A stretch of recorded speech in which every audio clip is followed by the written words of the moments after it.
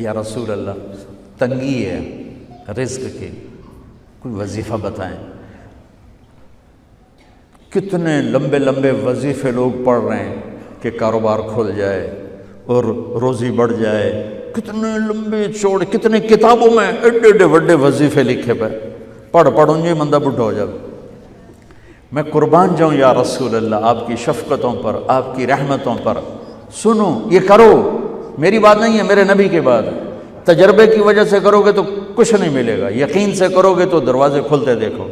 کہ یا رسول اللہ ارید ان یوسع علی رزقی، میں چاہتا ہوں میری روزی کھل جائے۔ تو آپ نے کہا ادم علی الطہارہ یوسع علیک رزقک، تو باوضو رہا کر تیرا رزق کھل جائے۔ کوئی زور لگتا ہے وضو؟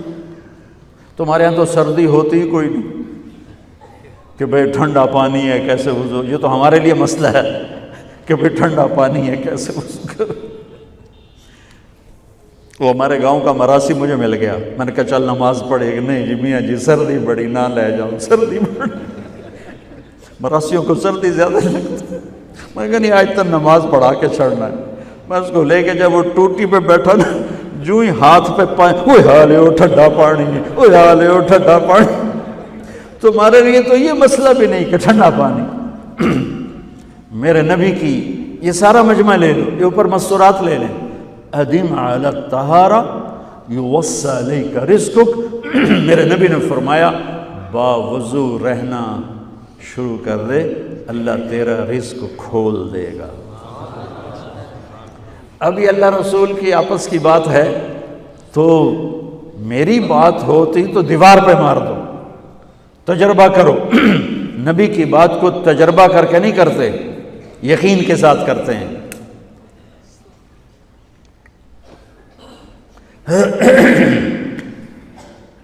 ادم علی الطہارہ یوسع علیک رزقک، باوضو رہا کر۔ اچھا باوضو رہنے کے اور فائدے، اللہ پیار کرتا ہے، شیطان ڈرتا ہے، اور وضو ہوگا تو نماز آپ ہی پڑھی جائے گی، چلو یار وضو ہے 4 فرض ہی پڑھ لو گی۔ ایک دفعہ شیطان آیا ہمارے نبی سے ملنے، تو آپ نے اس سے پوچھا تیرے دشمن کتنے؟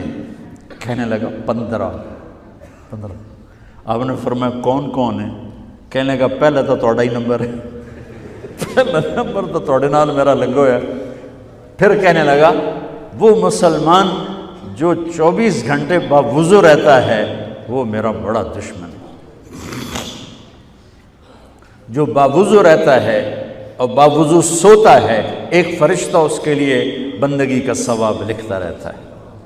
خیر واپس آتا ہوں، میرے نبی نے فرمایا 4 باتیں لے لو اور دنیا بھی تمہاری آخر، ساری PIA زندہ ہو جائے گی، ساری اکانومی زندہ ہو جائے گی، ساری معیشت زندہ ہو جائے گی۔ 5 بھی نہیں، ایک انگلی بھی آپ نے نیچے کر دی کہ یہ بس اتنی لے لو۔ حفظ امانت، صدق حدیث، حسن خلیقت، عفت فی طعمت۔ کیا خوبصورت! ساری زندگی کسی کو دھوکہ نہ دینا، دیانت داری۔ میرے ملک کے ادارے کیوں ڈوب گئے؟ دیانت نکل گئی، کھوٹ آ گئی، دھوکہ آ گیا۔ میرے نبی نے کہا حفظ امانت، کبھی امانت میں خیانت نہ کرنا، صدق حدیث، کبھی جھوٹ نہ بولنا، ہمیشہ سچ بولنا۔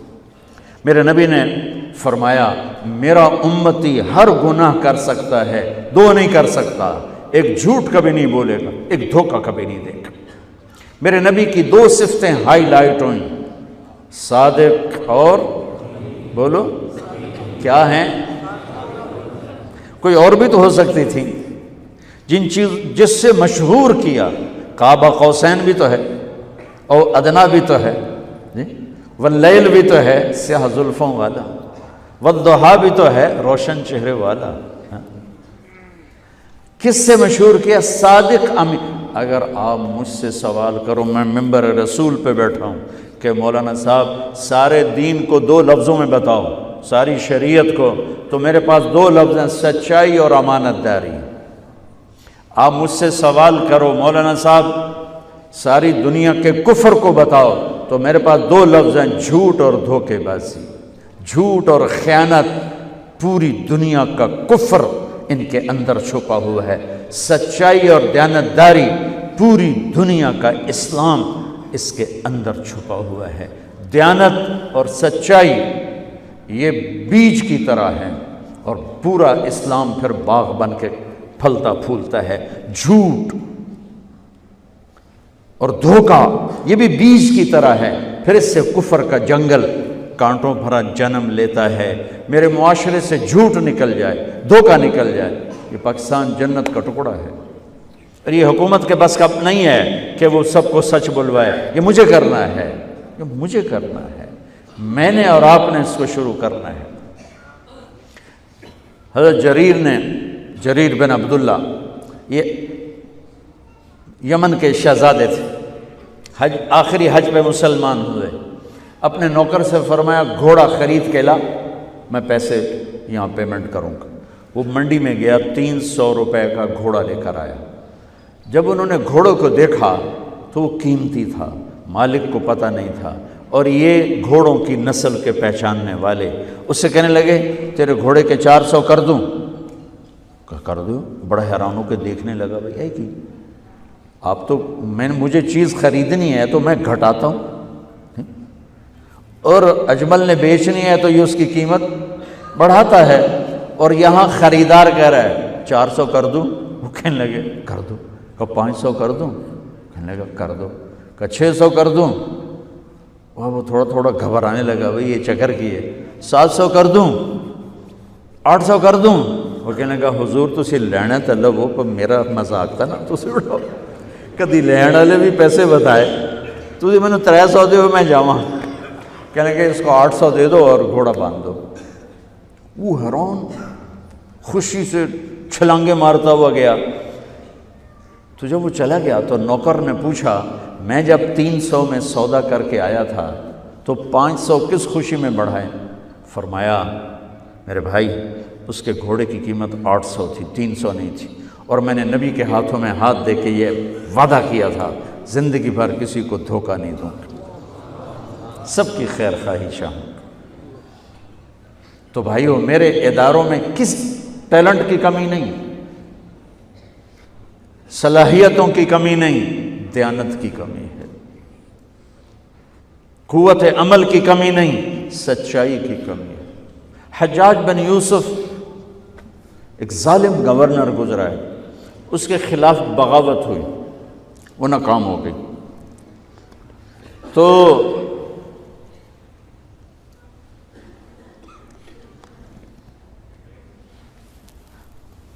کوفہ میں ایک بزرگ رہتے تھے، ان کے بیٹے اس بغاوت میں شریک تھے۔ وہ چھپتے چھپاتے کئی سال کے بعد واپس آ گئے۔ ابن خراش ان کا نام تھا۔ ان کی سچائی مشہور تھی کہ ابن خراش جھوٹ نہیں بولتا۔ حجاج کو پتہ چل گیا CID سے کہ آ گئے، تو اس نے کہا آج ابن خراش کا امتحان ہوگا۔ اس کو کھانے پہ بلایا، عنوان ہی نہیں بنایا تفتیش کا، کھانے پہ بلایا اور کھانا شروع ہو گیا۔ باتوں باتوں میں کہتا ہے ابن خراش آپ کے بیٹے ہمارے خلاف لڑ کے بھاگ گئے تھے، کوئی پتہ ہے؟ تو ابن خراش ہنس پڑے، کہنے لگے حجاج زندگی موت تو اللہ کے ہاتھ میں ہے، گھر آئے بیٹھے۔ تو اس نے کہا تیری سچائی کو سلام کرتا ہوں، اگر تو جھوٹ بولتا یہیں تیرا سر اتارتا، پھر تیرے بیٹوں کا جاؤ سلام ہے تیری سچائی کو، تیرے بیٹے تجھے مبارک ہوں، مسلمان جھوٹ نہیں بولتا۔ میرے نبی سے پوچھا گیا یا رسول اللہ کیا مسلمان بزدل ہو سکتا؟ کہا کیا مسلمان بخیل ہو سکتا؟ آپ نے کہا۔ پھر پوچھا گیا جھوٹ بول سکتا؟ کہا نہیں، جھوٹ نہیں بول سکتا۔